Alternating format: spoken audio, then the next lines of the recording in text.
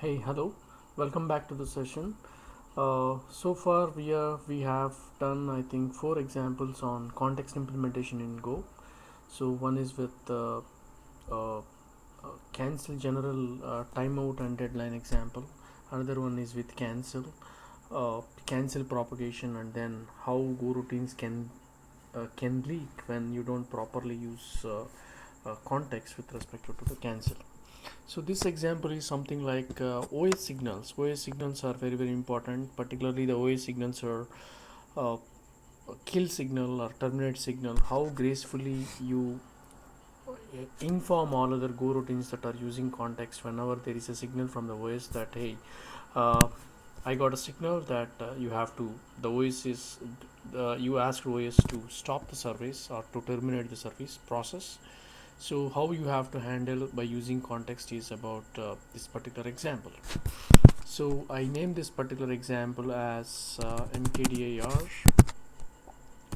context OS signals. So context OS signals, co-mod init demo, and then code main.go.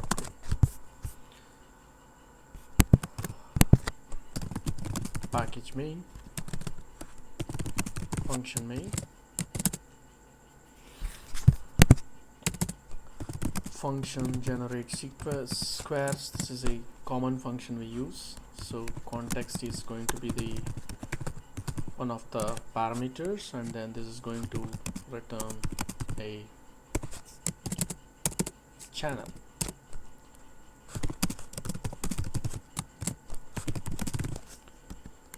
Int, and then I got to return the channel. So what I have to do over here is number one, I generate squares, numbers, the sequence starts from 1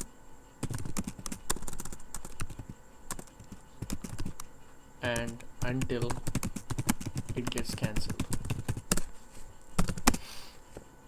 Number 2, I purposely terminate the process.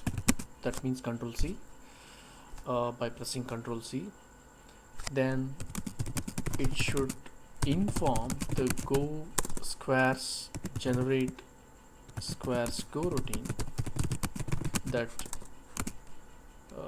that it received OS signal. Let's do that. So this is going to generate numbers. As you know that we have done already this kind of examples generating numbers.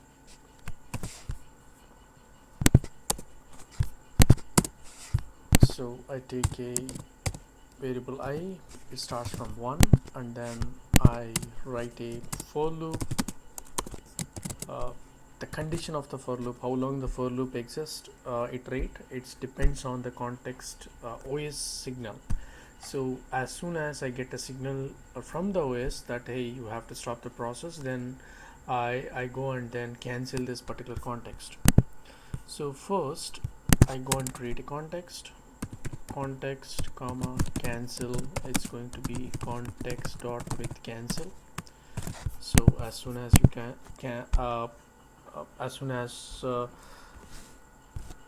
let me context background, this is going to be the parent context and this is the child context. So when you have to call the context cancel function, whenever you get a OS signal that it has to cancel, then you need to call the cancel function. So how do you get the OS signal? Then for that 6ch equal to make of, I think os.signal is something. I have created a channel. It's going to be a channel. So this is a OS signal. This got to be OS signal, and here get square is going to use a context, and then it is going to return a channel, and then there got to be a receiver. It receives values from the channel, and then it prints that values from the channel. So this is a range loop, and you know that this range loop exists as long as the channel is open, until the channel is closed, in fact. So this is the code, right? From here, when you have to get the signal, so when the OS signal, when you have to use the OS signal, so you need to use OS signal. You have to say signal dot notify. You need to notify the OS. What you have to notify, you need to notify the signal, and then when you have to notify, there are a couple of things, something like syscall dot sigterm,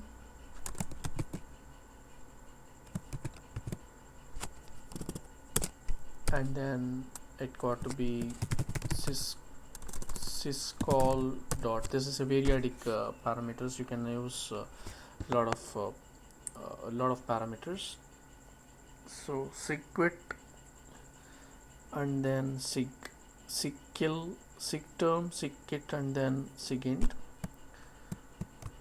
sigquit, and then syscall dot sigint.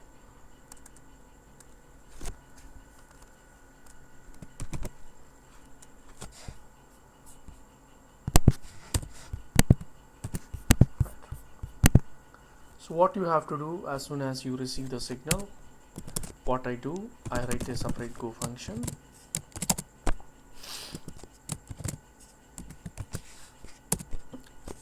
It's a for loop.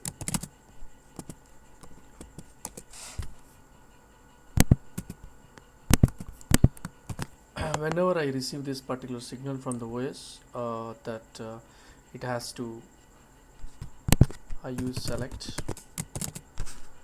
case sig ch. That means I receive a signal from the OS that, hey, I receive signal that to stop the service. As soon as I receive the signal, what I need to do is I need to call the cancel function.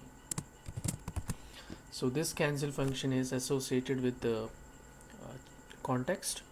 So once the cancel function is called, automatically it gets propagated wherever that particular context is used. So I go to this particular function. Let me implement this particular function. How do I implement this function? I put a select case.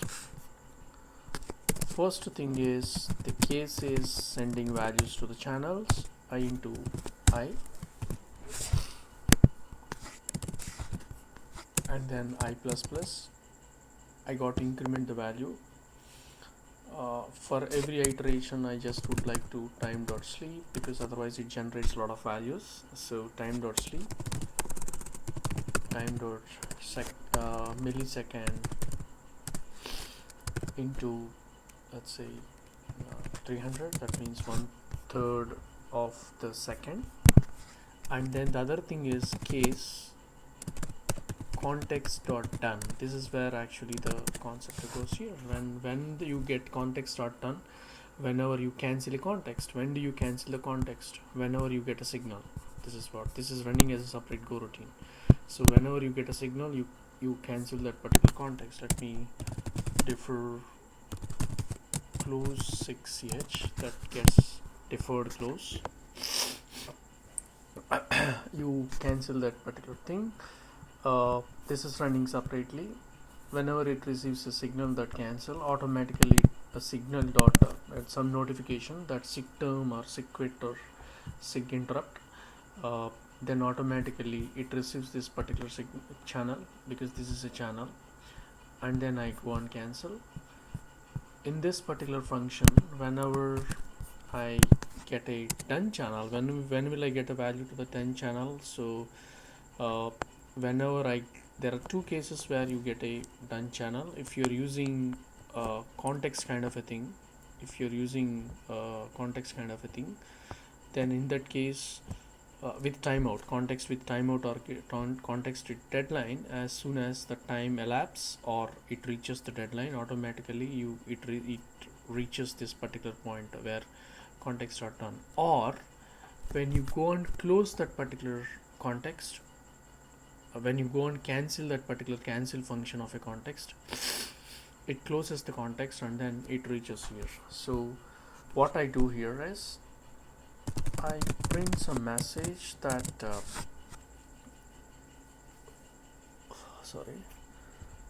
closing the application. I just want to close the application, and also I want to sleep the timer time dot second into 1. I would like to sleep the timer for a second, and also a print fmt dot println gracefully closing the channel. Gracefully closing the channel is what I do.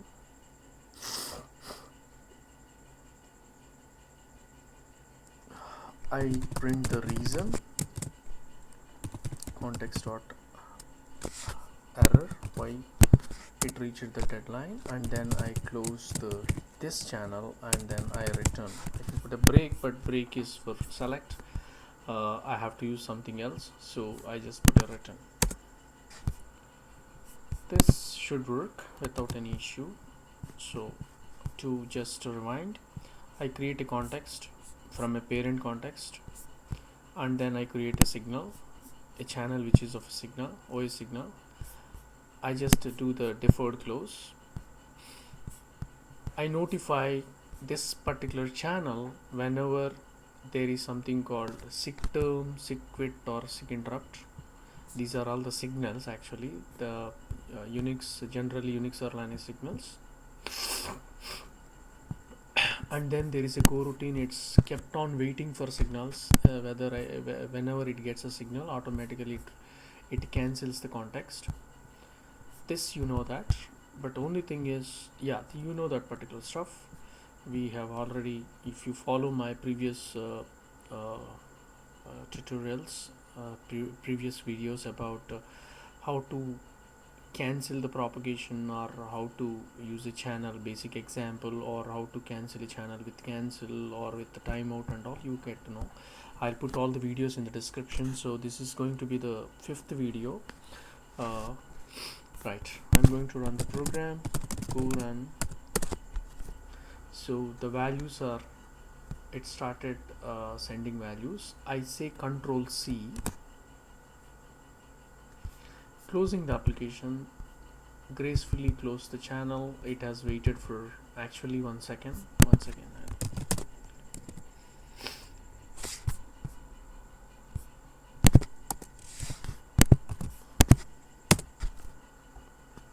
So it's generating values. I put Control C.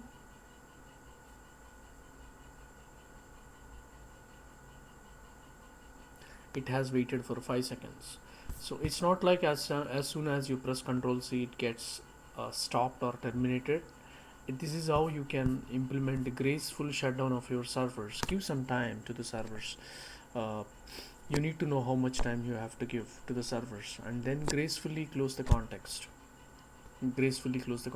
Even though you receive a signal that sick term or sick kill or sick quit or sick interrupt, these are the signals, OS signals, that from OS, because you pressed Control C, it reaches your OS. From OS it is hitting your application, and then there is a notifier. This notifier is notifying this particular channel. As soon as this channel picks the value, it cancels the context. So this is the context, this is the child context. So wherever the context is used, we already see that cancel propagation. So some cancel propagation happens here. It's the context is used only in this particular example, but if you want to write it You can also cancel the propagation of cancel you can do. This is how it works. Okay, thank you very much. Have a great day ahead. Thank you.